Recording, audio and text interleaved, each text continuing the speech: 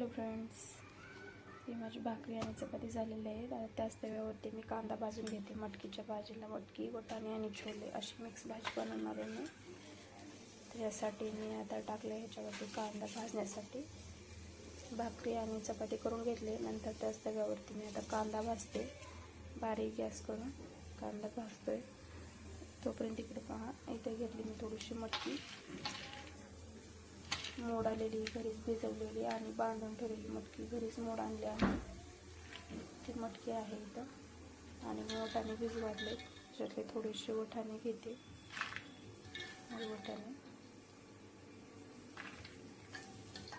वाटाणे आणि थोडेसे छोले टाकते याच्यात भिजवलेले.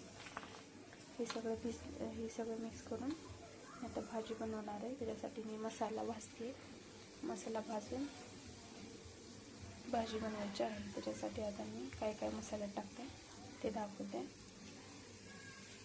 कांदा भाजते. आता कांदा भाजण्यासाठी थोडंसं आता ह्याच्यावरती मी थोडंसं तेल टाकणार आहे.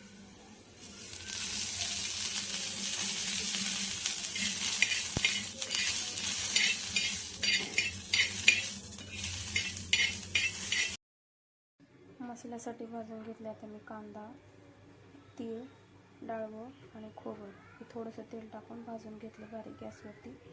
आणि हे आता मिक्सरच्या भांड्यामध्ये फिरवून घेणार आहे. त्याच्यामध्ये कोथिंबीर टाकली आणि टमाटा असला तर तुमच्याकडे टमाटर टाकू शकता. टमाटा आता माझ्याकडे नाही आहे म्हणून मी टाकत नाही आहे. एवढं सगळं मी आता मिक्सरच्या भांड्यातून फिरवून घेणार आहे. आता मसाला बारीक वाटून घेतला आहे आणि ते कुकरमध्ये थोडंसं तेल टाकून त्यात मिरची टाकलेली आहे. मिरची टाकल्यानंतर आता मी त्याच्यात मसाला टाकणार आहे. मसाला टाकताना गॅस मोठा ठेवायचा, नंतर बारीक करायचा. म्हणजे त्यांनी आता मसाला टाकला पूर्ण.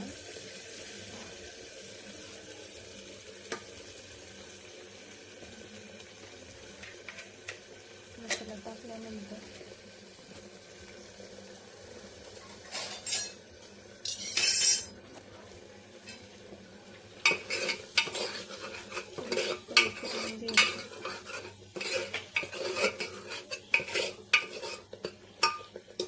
गॅस बारीक केल्याने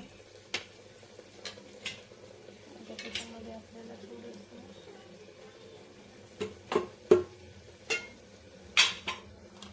थोडीशी पावभाजी मसाला,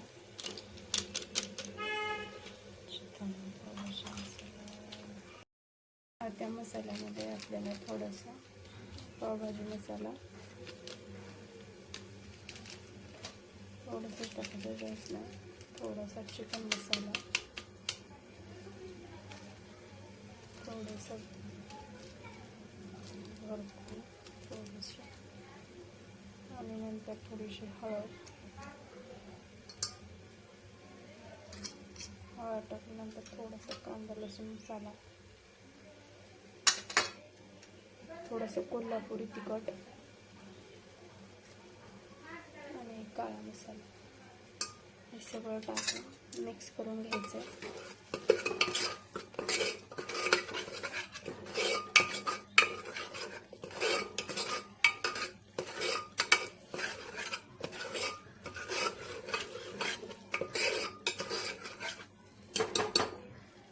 सगळं मिक्स करून त्याला 5 मिनिट झाकून ठेवायचे. चांगलं तेल सुटल्यानंतर आपल्याला ते वाटाणे, मटकी वगैरे टाकायचं आहे.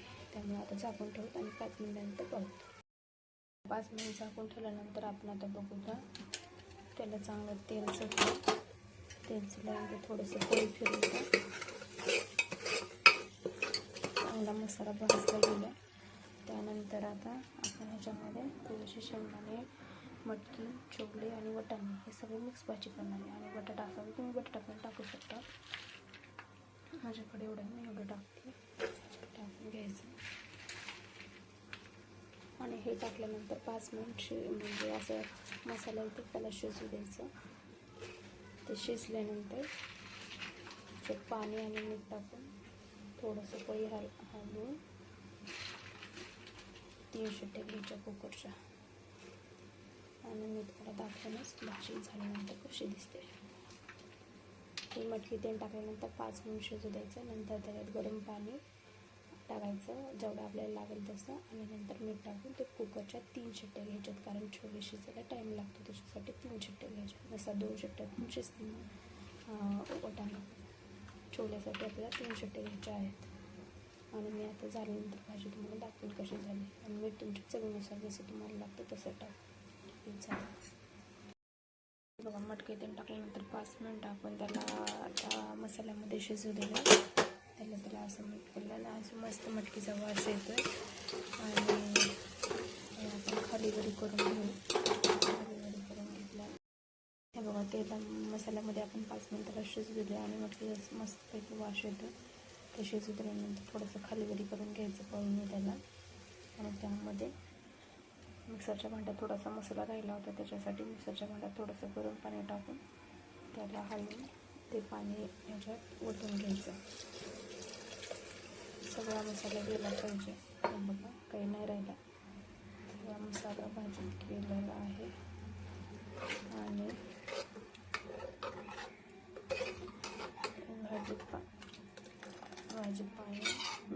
भाजीत पाणी टाकले मी. आणखी थोडंसं पाणी टाकणार आहे. जास्त पातळ पण नाही बनवायचं आणि जास्त घट्ट पण नाही. जसं तुम्हाला लागेल तसं भाजी तुम्ही बनवू शकता. आणि अशी भाजी मस्त लागते. आता ह्याच्यामध्ये थोडंसं मीठ टाकणार आहे चवीनुसार. आणि कुकर लावून कुकरच्या 3 शिट्ट्या करणार आहे. त्यानंतर भाजी झाल्यानंतर मी तुम्हाला दाखवेन. बघा आता हे 3 शिट्ट्या करून घेतल्यात. आणि 3 शिट्ट्या करून घेतल्यानंतर आपली भाजी अशी झालेली आहे. आणि चांगली शिजली भाजी. छोले पण चांगले मऊ झाल्यात. आणि आता हे ताटात वाढून घेणार आहे. ताटात वाढले मी. भाजी वाढते थोडीशी.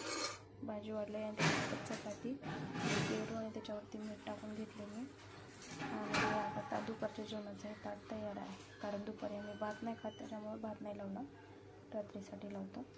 त्यासाठी आता दुपारी मटकीची भाजी आणि चपाती आणि पेरू ह्याच्यासोबत खायला या जेवण करायला. तुम्हाला आवडलं असेल तर लाईक, सबस्क्राईब, कमेंट जरूर करा. थँक्यू.